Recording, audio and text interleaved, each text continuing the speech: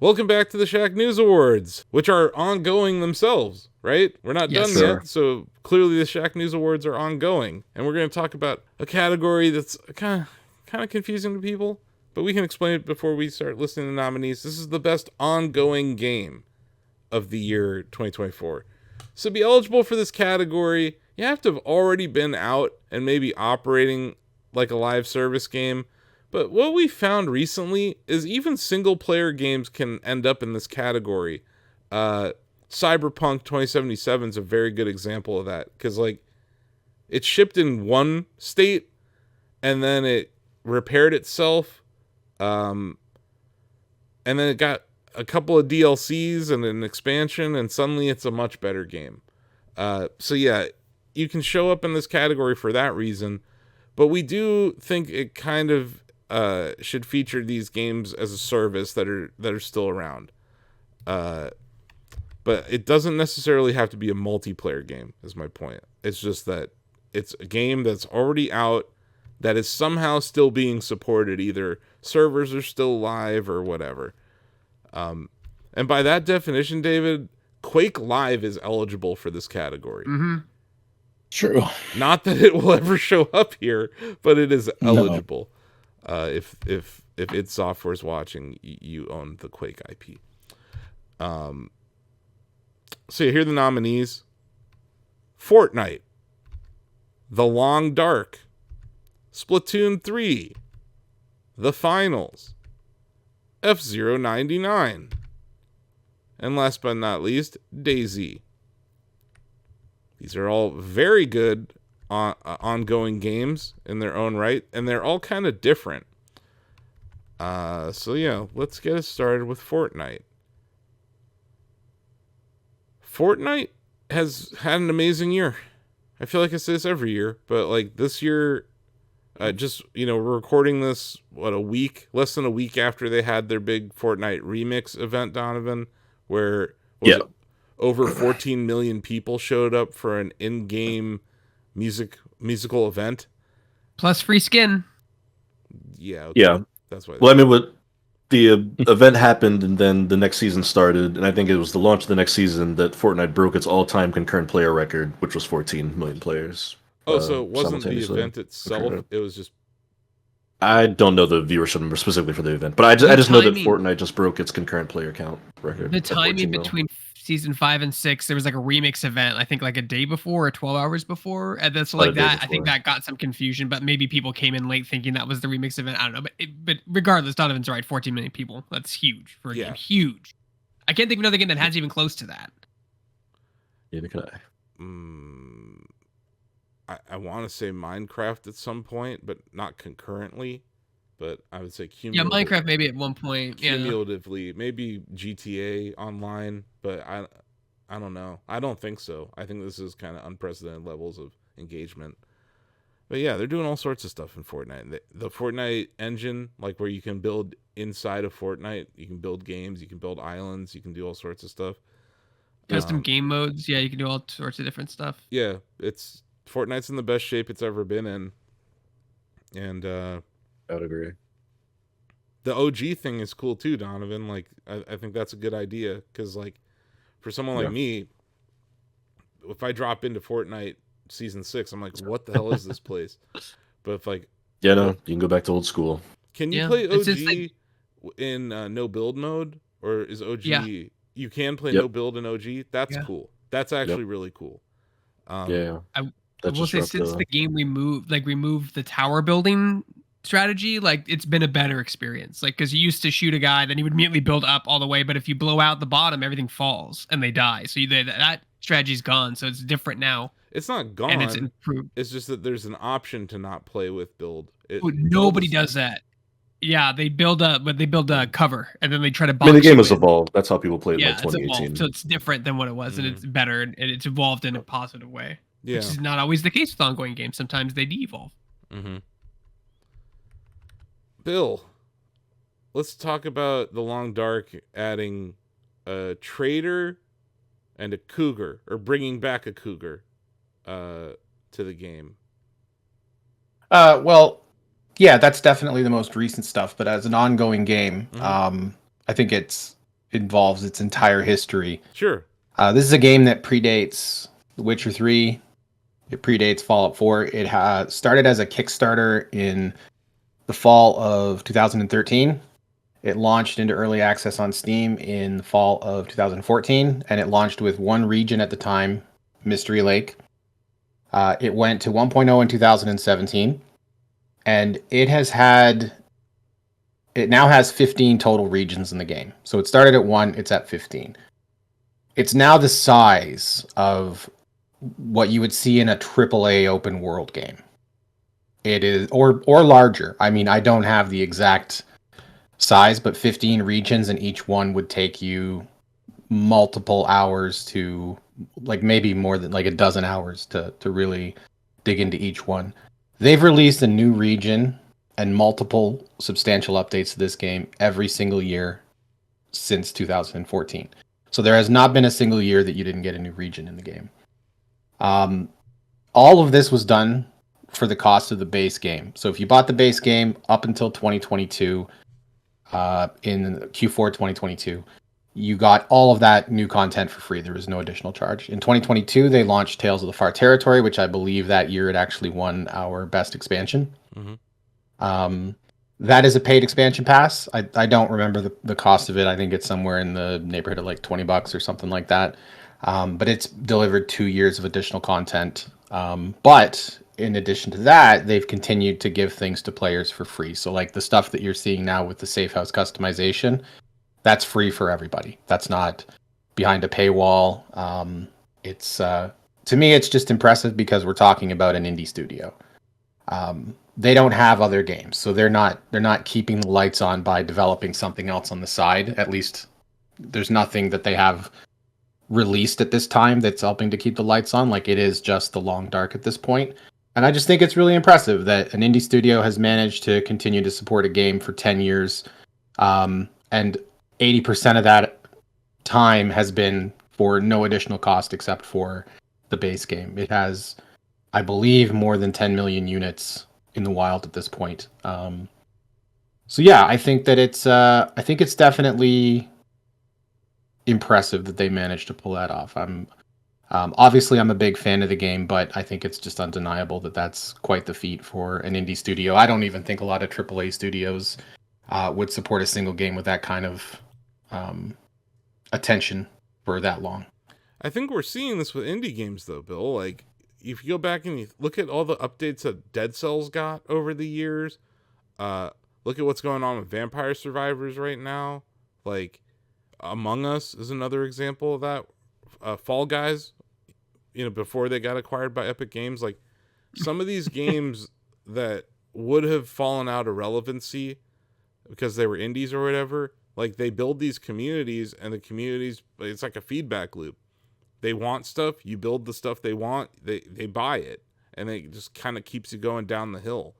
I'm paraphrasing here, but just to kind of add on to your point, because I agree, and I think it's interesting that some of the best value that we ever get as gamers is coming from indie games that are supporting things because they love it and because it's the right thing to do and because they care about their communities. And obviously we don't see that same thing with a lot of AAA titles, but this was in a developer diary. This isn't something that I know for like secret reasons, but if I'm not mistaken, and I know I've said it to a couple people, but I believe, hopefully I get this right, I believe that Raph, who is the creative director and the founder of Hinterland, the creative director of The Long Dark and the founder of Hinterland, he said that average games usually lose about 25% of sales each year. So each year you take 25% off. The Long Dark has been plus minus 5%, he said, the entire time it's been out. So to have a single player indie game launch in 2014 and be plus or minus 5% sales in 2022 and 2023, I don't know what other indie games do that. Maybe there are quite a few of them. I have no clue, but I just, again, like that kind of shows that like when these indie studios are really the heroes that are like investing in their communities and their games long term and bringing like tremendous value to them. Another example of that is Yacht Club Games with Shovel Knight.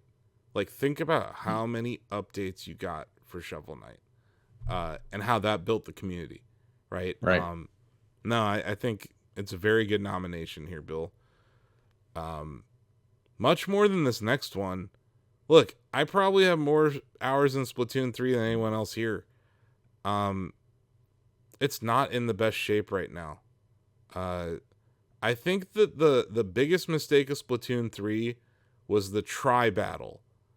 Adding the 3 teams to the Splatfest, I think it's backfired. Because it ends up not matchmaking properly. If there's too many players on one team, you'll be in a match where it's like, I'm on Team Big Man, and I'm playing against another Team Big Man, and we're also playing against another team of 4 Team Big Man. So it's like, somehow they made matchmaking worse than in Splatoon 2, and that bothers me. Sam, I know you've been writing about the Splatfest. There were some pretty uninspired Splatfests this year. I think like one, it was like bread was an option. Like, yeah, it's very much end of its cycle. But the one reason why I think it's here, and I threw some shade at it first, but the Splatoon 3 festival that they had, the big wrap up, yeah, with all the different musical acts and like doing that thing that Fortnite does, right? Where it's like, here, we're having a special event inside of our game with music. Splatoon did that this year in a really big way and like built a new auditorium for it and everything. So that was cool. Plus all the new gear that gets added throughout the lifespan of the game, the new catalog items to unlock. Yeah, there's always something new for people to pursue. And I agree with that, but like I think that this game, I think it really fell off this year, man. Like I didn't feel passionately about the Splatfest. I got really tired of the 3-team meta, especially when it just wasn't working, and it never really did. Like it's been the whole life of the game, and they never really fixed that. And I just hope they go back to the 2-team format in their next game, because I think that's a huge mistake. But like the level design and like the support, like adding new levels, adding new things, like they did do some stuff like that this year. And they also brought that the Side Order DLC out. So that's like single player roguelike for the game, but it does cost money. Or it's part of the Nintendo Switch Online Plus expansion pack subscription. But I don't know. Side Order DLC did not land with me. I tend to play Splatoon mainly for multiplayer. And I tend to only really play around Splatfest. So, yeah, I don't know. I kind of fell off the game this year. But, you know, they still did support the hell out of it. And I do think the festival at the end of that kind of was like the last hurrah for this game. And we'll see. Nintendo really cares about this IP, so I think we're going to get a 4th Splatoon. I just wonder what it looks like. Is it going to be a game as a service or what? Speaking of games as a service, Sam, the finals is being nominated for Best Ongoing Game. Yes. So what have they added? What have they been doing this year? Mate, talk about not only a competitive game, but a competitive genre. In trying to take any piece of the pie from the shooter genre is next to impossible. Like, you and I have enjoyed many a shooter games. Splitgate? Sure. Rings a bell? Yeah, but that fell off because it just couldn't maintain the player base. But the team over at Embark Studios has, at least on Steam, managed to hit 20,000 concurrent players every day since the game released back in December of last year, which is why it's sort of eligible here, because it was just after our cutoff. Yeah. It's eligible because it shipped last year and it's ongoing this year too. Yes, that's true. That's a very good point. Just a myriad of free updates. Like you're talking every 100 days, 100 days, you get new seasons that come in that add new maps, new weapons, new gadgets for the various classes to use. Good communication with the company as well, as about keeping things balanced. Patches coming out, tweaks and fixes, in-game events to give people rewards to chase. It's just, in terms of shooters that have constantly something new to sort of chase and pursue that also feels good to play, yeah, the finals is really up there in terms of continually being supported and a good one. Nice. And then there's a game that came out last year on Nintendo Switch Online called F-Zero 99. It's a racing game battle royale that Nintendo said they weren't going to support with future updates in October of 2023. They then went and released about 8 to 9 of the biggest updates possible for the game. So we're talking about a game that did not ship with private lobbies. They have them now. They added the Satellaview tracks we mentioned in another category. They added mirror tracks. They added like randomized kind of tracks. They revamped the team battle mode, so it's 5 teams of 10 as opposed to 2 teams of 48. They introduced some mini pre's that were different. They introduced lucky ranks, which is like a way kind of creating daily challenges for players. They added emotes. They added more ways to customize your vehicle. They had a special event for the 4th of July. They called it the festival event, where there were fireworks and you could unlock different skins and boosts. So like the boost I have now, every time I hit boost, every time I spin, fireworks shoot off of my car. So there's like little things like that they added. I'll say it, this is the best online game Nintendo has ever made.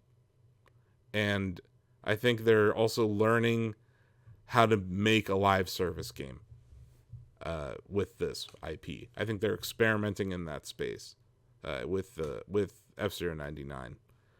But yeah, it's a tremendous amount of fan service. The community is actually doing very well. There's a lot of people playing this game still. I think probably more than Nintendo ever expected. Because in October 23, they were saying one thing, and then they turned around and they went and just gave us everything. So yeah, like the only thing missing right now is a proper death race without a time limit or a lap limit. Akin to what you would get from F-Zero X. But yeah, like when it comes to bringing over anything from the SNES era or the Famicom era, they did so much right this year with it. It's been awesome. So yeah, huge year for this game. I don't know if we're going to be talking about it next year at this time. So this might be the only year you're going to see it in this ongoing game category. Because it might be just done. You know what I mean? Like, it could be at its Tetris 99 area right now, where it's like, hey, we're kind of just done. Unless they come up with new modes or something, or bring in new game types. They could do some crazy stuff, like bring in some of the tracks from like the Game Boy Advance era or something. Yeah, we'll see what happens. But yeah, lovely game. My favorite game still. Requires Switch Online. But all these updates I'm talking about, they didn't cost any more. And this is a service game where there are no microtransactions for cosmetics. I just want to point that out in a category riddled with microtransactions for cosmetics. This game does not do that. And I think that's cool. But yeah. And then last but not least, DayZ, Bill, also celebrating its 10th anniversary this year. They shipped the Frostline expansion earlier this year. They flew TJ out to the Czech Republic to be embedded get some bass. Yeah, that was I'll let TJ talk a little bit about this, but yeah, another game that's a decade old, another game that has seen support. It's had a much more like up and down time. It's not all been smooth sailing for DayZ whatsoever by any means. It's at one point, like when it first launched, it was groundbreaking stuff, right? Like the giant open world, I think it's like 160 some square kilometers for Chernarus map, and then there's they've obviously added a couple more maps and the mods and whatnot that have added their own maps, but it used to be that like you would struggle with frame rates and things like that in certain places just because of the size of the map and whatnot. They actually switched engines. They basically had to rebuild the game mid-development cycle. So they had gotten all these items into the game, And then they decided they had to rebuild the game because it just didn't work the way that they wanted it to. And now they've had to like continuously over the years put those things back in the game. So they're continuing to add those in. I don't know how close they are at this point because they've added new stuff that was never on the roadmap in the first place.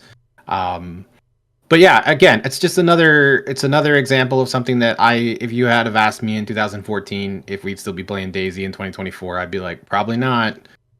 So it's kind of cool. Obviously, I think games that are at the height of their, let's say, polish and popularity 10 years after they come out, that's pretty impressive. And I think Frostline did that. So I don't want to talk too much about it. I'll if TJ wants to talk about it or anyone else that plays DayZ. Yeah, I think when you have a game that it's as old as DayZ is at this point, still running, the people that have been playing this game mostly played DayZ, but a part of that is that the things that they add to it and the allowances that they make for it and mod support and community support and things like that build that following. And every longtime DayZ player, I feel like, has some level of expectations when they come to this, whether they're coming to it from the perspective of a console player that jumped on late, or whether they jumped in from PC from the beginning, or whether they were a modder that got involved in making things for the community. There are so many different aspects of fandom for this game that could have only come from being around as long as it has, having these fervent people that stick with it. And with Frostline, it is it's got to be a scary thing to try to satisfy that many different opinions on how the game should be playing and what it should do. But Frostline is still cool. The map is a very impressive, large-scale map that challenges its players in ways that they hadn't been challenged before. And even if it's not on the best state, it provides this new era. It provides this new chapter of everybody experiencing it all over again from their different fandoms and perspectives of the game. And I think that's incredible. Nice. Yeah, I had some folks.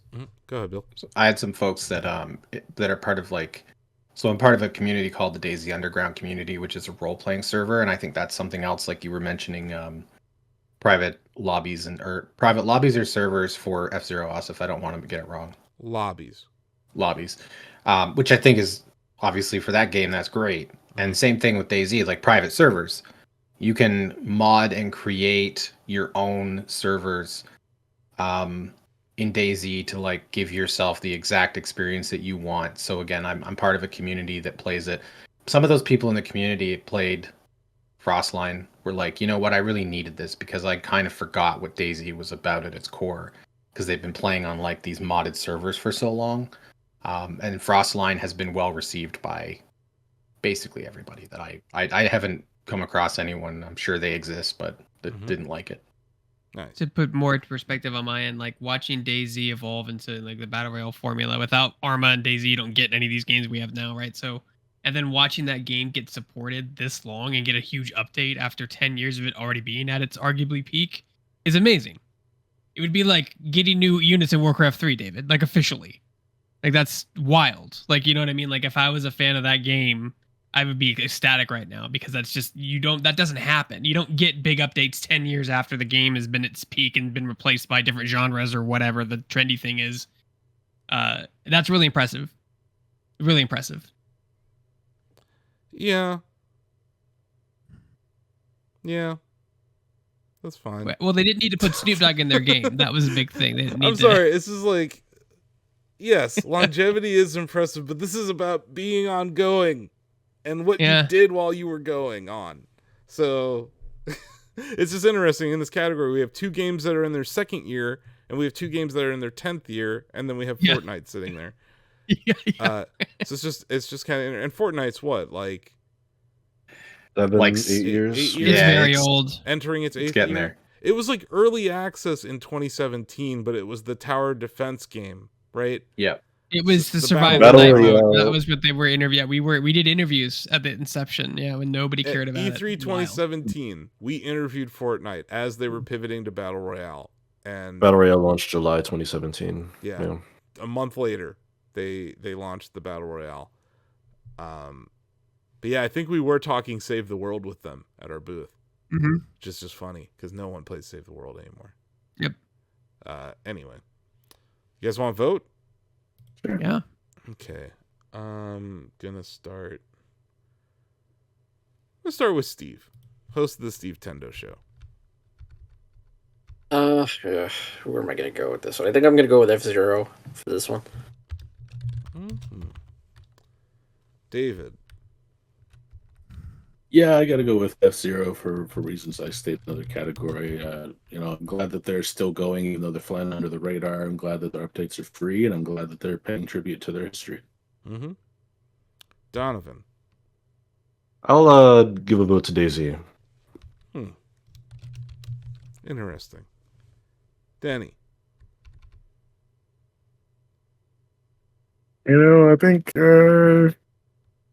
show some love to the Long Dark, actually. Mm-hmm. Had a few friends that have gotten into it since then, which wouldn't have been possible if they weren't still supporting it in that way. So Yeah. I think it being on Switch also helped with the unit sales story that you were telling earlier, Bill. Like, that was like a huge new community that discovered that game.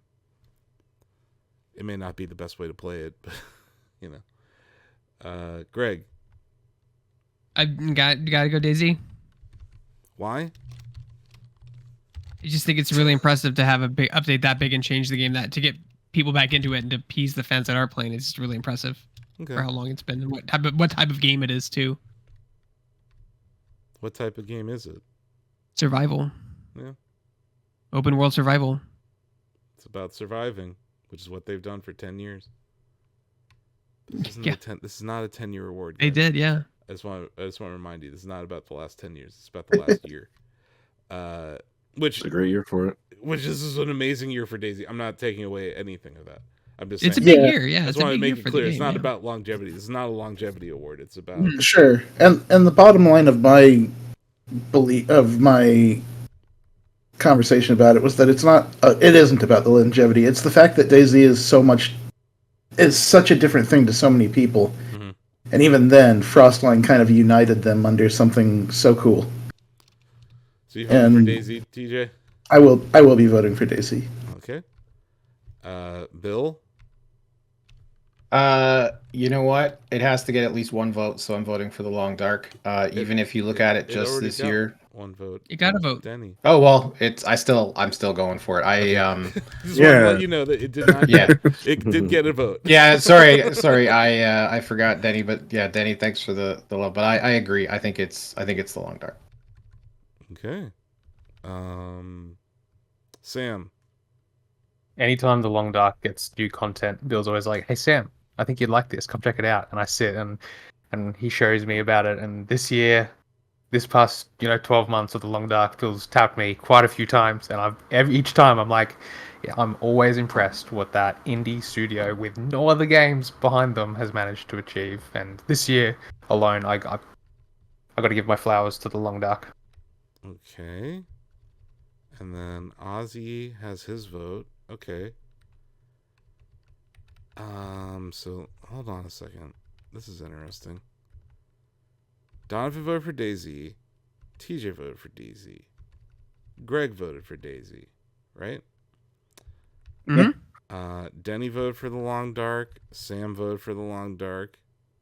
Bill voted for the Long Dark. Right? Yep. David voted for F-099. Ozzy voted for F-099. Steve voted for F-099, which means decision time. Whatever I vote for is going to win here. Have we ever had a 3-3-3 No. like I don't think we have. It's Incredible. the different flavor of Nancy Pelosi vote. I love it. This is not the Nancy Pelosi situation. Different flavor though. That's what I'm saying. It's a different flavor of it. I don't like the phrase "flavor of Nancy Pelosi." That's not a. That's why I used it, man. That's why I used it. That caught me by surprise. You know what? You're out of order, Sam. Yeah, I am. I'm so out of order. Bring it on. Let's get weird. No, let's not. Let's get weird. Holy crap, let's not. I'm gonna get it back on track. I'm voting for F-099, which gives it 4 votes. And it just barely ekes by these other games. Yeah. You call it a photo finish. All of these games are great. All of them. They're great. And they did right by their community this year. And they deserve to be praised for even being nominated for this category. But yeah, like, I don't think this is going to... I think this is probably the last time you're going to hear from me about F-099 at the Shacknews Awards. Unless some kind of miracle happens next year. Which is entirely possible. You know, the whole game is a miracle. But yeah, congratulations to the devs of F-099, who no one knows. You guys never seen them in your life, right? Like you know Raph by name. There's a face behind the long dark. We have no idea I know who made F-099, but none of us have seen a picture of them. They haven't said a word. It's very strange. But anyway, we appreciate you. We appreciate you here at Shacknews. Our best ongoing game of the year, 2024, is F-099.